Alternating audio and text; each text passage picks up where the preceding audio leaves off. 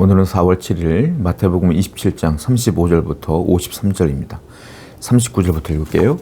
지나가는 자들은 자기 머리를 흔들며 예수를 모욕하여 이르되 성전을 헐고 사흘에 짓는 자여 네가 만일 하나님의 아들이어든 자기를 구원하고 십자가에서 내려오라 하며 십자가 달린 예수님을 바라보고 지나가는 사람들이 머리를 흔들며 예수님을 조롱하기 시작합니다. 모욕하고 조롱하기 시작하면서 뭐라고 말합니까? 십자가에서 내려와라. 너 내려올 수 있다며. 너 메시아라며. 네가 하나님의 아들이라며. 아니 하나님이 십자가에서 그거 풀고 못 내려오냐? 라고 모욕하고 조롱하는 거예요. 예수님은요, 십자가에서 내려올 수 있습니다. 예수님은 그 조롱하는 사람들, 모욕하는 사람들을 다 심판할 수 있어요. 당장 그들의 생명을 빼앗을 수도 있어요. 그런데 주님은 그럴 수 있으나 그렇게 하지 않아요. 십자가에서 내려올 수 있으나 내려오지 않아요. 왜? 인류의 죄를 짊어지고 돌아가셔야 인류가 용서받기 때문에 그렇습니다. 그러니까 예수님의 사랑은 예수님의 자존심이 중요한 게 아니에요. 그 사랑을, 그 자존심과 모욕과 조롱을 다 덮어버리고도 남을 만한 위대한 사랑이다라는 거예요. 내려올 수 있어요. 안 내려와. 이걸 뭐라고 말합니까? 온유함. 왜? 할 수 있으나 안 하는 것. 그걸 온유함이라 그래요. 예수님은 이렇게 온유한 분이에요. 예수님은 온유한 분이며 성도들에게도 요구하는 게 있어요. 무엇입니까? 나를 닮아 온유하라 이거예요. 할 수 있으나 안 하는 것. 여러분들이 힘이 생기면 많은 사람들에게 피해를 줄 수 있으나 안 하는 것. 많은 사람들을 조롱할 수 있으나 안 하는 것. 많은 사람들을 미워할 수 있으나 안 하는 것. 욕할 수 있으나 안 하는 것. 원수를 갚을 수 있으나 안 하는 것. 이 모든 것들을 다 온유함이라 그래요. 우리는 할 수 있으나 안 하는 자가 되어야 돼요. 대신 어떻게 될까요? 하나님께 기도하는 자가 되어야 돼요. 성도는 이렇게 온유한 자가 되어 하나님을 따라 하나님을 닮아가는 귀한 성도가 되어야 될 줄로 믿습니다. 42절입니다. 그가 남은 구원하였을 때 자기는 구원할 수 없도다. 그가 이스라엘의 왕이로다. 지금 십자가에서 내려올지어다. 그리하면 우리가 믿겠노라. 종교 지도자들도요, 예수님을 모욕하고 조롱합니다. 십자가에 내려와라. 그러면 내가 지금 믿을게. 너 우리가 믿기를 원하잖아. 너 내려오면 네가 하나님의 아들인 걸 내가 믿을게. 라고 이렇게 믿지도 않을 거면서 말이에요. 사람을 그렇게 무참하게 조롱하고 비난하고 있어요. 원래 예수님이 이렇게 조롱당할 뿐입니까?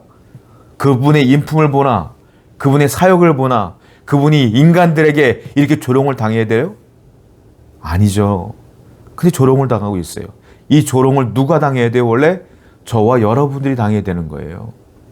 저와 여러분들이 원래 죄를 지고 십자가 달려 죽어야 될 존재가 바로 우리야, 원래.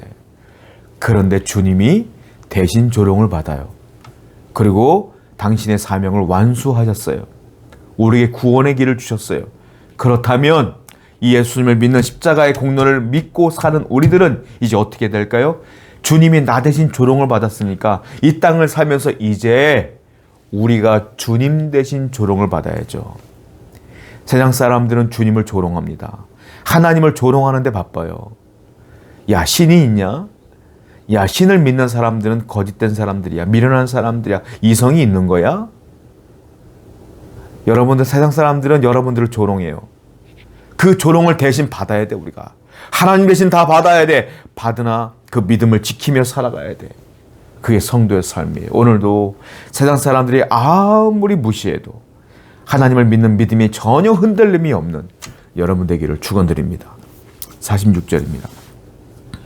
제90쯤에 예수께서 크게 소리질러 이르시되 엘리 엘리 라마 사박다니 하시니 이는 곧 나의 하나님 어찌하여 나를 버리셨나이까 하는 뜻이라. 제9시에 예수님이 돌아가시기 직전이죠. 마지막으로 외치죠. 엘리 엘리 라마 사박다니 나의 하나님 어찌하여 나를 버리셨나이까. 버렸다는 거예요. 하나님이 예수님을 버렸다는 거예요. 이유가 뭡니까? 인류의 모든 죄를 짊어지신 예수님은 십자가에서 그 순간만큼은 쇳덩어리예요. 시커먼 쇳덩어리. 하나님은 죄와 함께 할 수 없어요. 그러므로 죄가 없는 하나님은 예수님 근처에 갈 수가 없어. 결국은 그 죄덩어리인 예수님을 그 순간만큼은 하나님이 버리신 거예요. 그 하나님과의 단절, 그걸 느꼈던 예수님은 울부짖는 거예요. 어찌하여 나를 버리셨나이까. 그리고 마지막에 이 사명을 다 감당하시는 것을 보게 됩니다. 여러분, 우리는 이걸 알아야 돼요. 죄가 얼마나 치명적인 결과를 갖고 있는가를 알아야 돼요.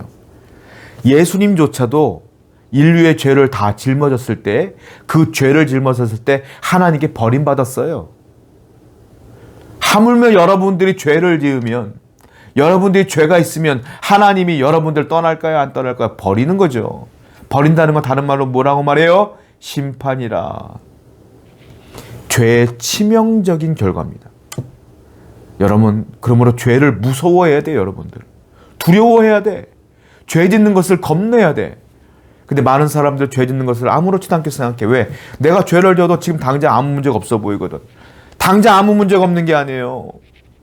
여러분들 죄를 지음으로 말미암아 저 천국과는 멀어진다는 걸 알아야 돼요. 치명적인 결과가 기다리고 있어요.